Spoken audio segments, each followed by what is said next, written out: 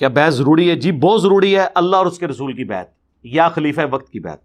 باقی رہ گئی پیری مریدی کی بیعت تو یہ فراڈ ہے، اس سے بچنا ضروری ہے. بیعت عربی میں کہتے ہیں بیچنے کو، بیع تجارت. اور سورہ توبہ میں آیا کہ اللہ نے مومنین کی جانیں اور مال جنت کے بدلے میں خرید لی ہیں. مومنین اس بیعت کے اوپر خوشیاں منائیں جو اللہ سے سودا کیا انہوں نے، کہ دنیا میں اپنی زندگی اور مال اللہ کو دیں گے اور آخرت میں جنت اس کے بدلے میں. یا نبی علیہ السلام جو بیعت لیتے تھے وہ اللہ کے بہاف کے اوپر ایک حاکم وقت کی بیعت تھی جو بعد میں خلفائے راشدین نے بھی لی. پیری مریدی کی بیعت، اس کی کوئی شرعی حیثیت نہیں ہے، ہم اسے جائز سمجھتے ہیں. اگر پیر بیعت لینے کے بعد آپ کو قرآن، بخاری، مسلم سکھائیں بجائے اپنے بابوں کی تعلیمات کے تو ٹھیک ہے. ڈاکٹر اسرار صاحب بیعت لیتے تھے اپنی تنظیم اسلامی کے لیے، ہم کوئی اس کو ناجائز نہیں کہتے ہیں، یہ بھی ایک ذریعہ ہے. ڈاکٹر اسرار صاحب سمجھتے تھے کہ باقی تنظیمیں فارم بھرواتی ہیں، میرے نزدیک سنت طریقہ ہے بیعت والا، تو وہ بیعت لیا کرتے تھے اپنی تنظیم میں کسی کو شامل کرنے کے لیے، اجتہاد کرتے تھے. حالانکہ یہ بیعت وہ نہیں ہے جو خلیفۃ المسلمین کی بیعت ہے، ہم جائز سمجھتے ہیں. ہمیں پیری مریدی کے سسٹم سے یا تصوف سے جو اختلاف ہے وہ یہ ہے کہ اس پورے سسٹم کے بعد یہ قرآن و سنت سے آپ کو نہیں جوڑتے، یہ اپنے بابوں کے ساتھ جوڑتے ہیں، ان کی تعلیمات کے ساتھ جوڑتے ہیں، شرک کرواتے ہیں آپ سے. رسول اللہ کی مخالفت پہ آپ لوگوں کو انہوں نے کھڑا کیا ہوا ہے. ہمیں اس بیماری سے اصل میں ان سے اختلاف ہے، باقی کوئی نہیں، جو مرضی کرے. ٹائم قیامت تک ہے کوئی پیر لے کے آؤ. ایک وہ پیر تھا پیر نصیر الدین صاحب، جن کو آخری وقت میں سمجھ آئی، ان کو کوئی مرید ہونے جاتا تھا تو وہ کہتے تھے بھائی اللہ سے مانگنا ہے، میں کسی کے لیے کچھ نہیں کر سکتا، مجھے بھی دعاؤں کی ضرورت ہے.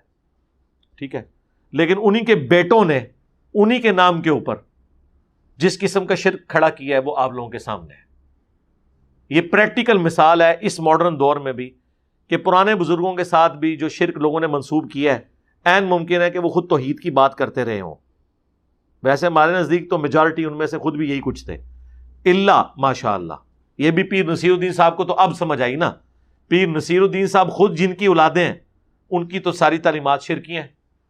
یہ تو ان کو بیچ میں ایک سمجھ آ گئی نا، اور ان کو وہابی کہنا شروع کر دیا انہوں نے. حالانکہ پیری مریدی مزار پہ بیٹھے ہوئے سب کچھ، صرف انہوں نے ایک کتاب لکھی کہ مدد صرف اللہ سے مانگنی ہے، باقی پورا سسٹم ان کا وہی چل رہا تھا.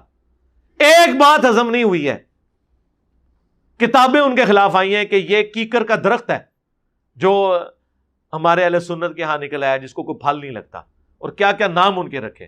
مجھے تو یہ بھی خطرہ زہر دے کے نہ مار دیا ہو، کیونکہ وہ بڑے چیپلی دنیا سے گئے ہیں، اتنی ان کی ایج بھی نہیں تھی، وہ آخری وقت میں کافی تنگ بھی تھے وہ اس حوالے سے، کیونکہ وہ ان کی اپنی گدی پہ بھی وہ 2 ڈویژنز ہو چکی ہوئی تھیں. یہ روایتی سسٹم کے خلاف بولتے تھے. اور میری ان سے ملاقات بھی 2007 میں ہوئی ہے.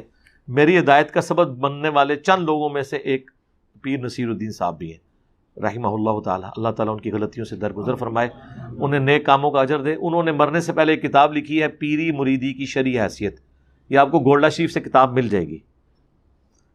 ایک انہوں نے اور کتاب لکھی ہے، اور پیری مریدی کی شرعی حیثیت جو انہوں نے کتاب لکھی ہے اس میں پیری مریدی کو انہوں نے وہ کیا ہے اس کے ساتھ کہ آپ سوچ نہیں سکتے. کوئی پیروں کا نام ماننے والا وہ نہیں کرتا، اور ایک پیر نے وہ کچھ کیا ہے. اور ایک اور کتاب انہوں نے لکھی ہے الجواہر التوحیدیہ فی التعلیمات الغوثیہ، شیخ عبد القادر جیلانی کی تعلیمات کی روشنی میں توحید کے موتی، یہ اس کا ترجمہ بنتا ہے. اردو میں کتاب ہے. اس میں انہوں نے شیخ عبد القادر جیلانی کی ایک کتاب ہے فتوح الغیب، توحید کے اوپر بہت کلاس کی کتاب ہے، ننگی توحید ہے. یہ اتنی زبردست کتاب ہے کہ امام ابن تیمیہ نے اس کی شرح لکھی ہوئی ہے. اور اس کتاب کے وہ چند جملے آپ ان کے پلیٹ فارم سے پڑھ کے نہیں سنا سکتے، ایسی ننگی توحید بیان ہوئی ہوئی ہے، تلوار کی طرح ننگی. یہ ننگی سے مراد بندہ نہ ننگا سمجھو، ننگی کا لفظ جب ہم یوز کرتے ہیں سے مراد تلوار، جیسے ننگی تلوار لشکدی ہوئی ہوتی ہے نا، کو کسی کو وہم بھی نہیں آتا کہ یہ تلوار ہے، یہ کوئی اور چیز ہے. تو وہ کتاب آپ پڑھیں، وہ میں نے کتاب پڑھی تھی. ایک اور ان کی کتاب ہے استعانت، اعانت اور استعانت کی شرعی حیثیت، جس میں انہوں نے جو لوگ جا کے قبروں سے مرے ہوئے بزرگوں کو پکارتے ہیں، انبیاء کو، اولیاء اللہ کو پکارتے ہیں، ان کے اس عمل کو شرک ثابت کیا ہے. اور اندازہ کریں مفتی احمد یار خان صاحب نعیمی جال حق جنہوں نے لکھی گجرات کے، احمد صاحب بریلوی صاحب کے پوتا شاگرد، اس کتاب میں جو غیر اللہ کو پکارنے کے دلائل ہیں نا، ان کی بھی انہوں نے گرفت کی ہوئی ہے، ان کا مفتی صاحب کی کتاب کو مینشن کر کے. یہ ان کی کلاس کی 3 کتابیں ہیں. پیری مریدی کی شرعی حیثیت، الجواہر التوحیدیہ فی التعلیمات الغوثیہ، اور جس کے اندر انہوں نے یہ فتول غیب کی ساری وہ چیزیں دی ہیں، اور اعانت اور استعانت یعنی غیر اللہ سے مدد مانگنا، اس کی شرعی حیثیت. یہ 3 کتابیں اگر آپ کو موقع ملے، میں نے تو کافی ساری وہاں سے خرید کے فری بھی تقسیم کی تھی. کبھی آپ اسلام آباد آپ کا جانا ہو G11 میں، گولڈا شریف جائیں، آپ پیر نصیر الدین صاحب کی قبر پہ تو ضرور جائیں. ٹھیک ہے، ایک مواحد آدمی تھا، ان کے لیے دعا کریں وہاں. اور وہاں جو بعض سٹال لگے ہوئے ہیں ادھر سے ان کی وہ آپ کو یہ کتابیں مل جائیں تو آپ وہ خریدیں ضرور. مجھے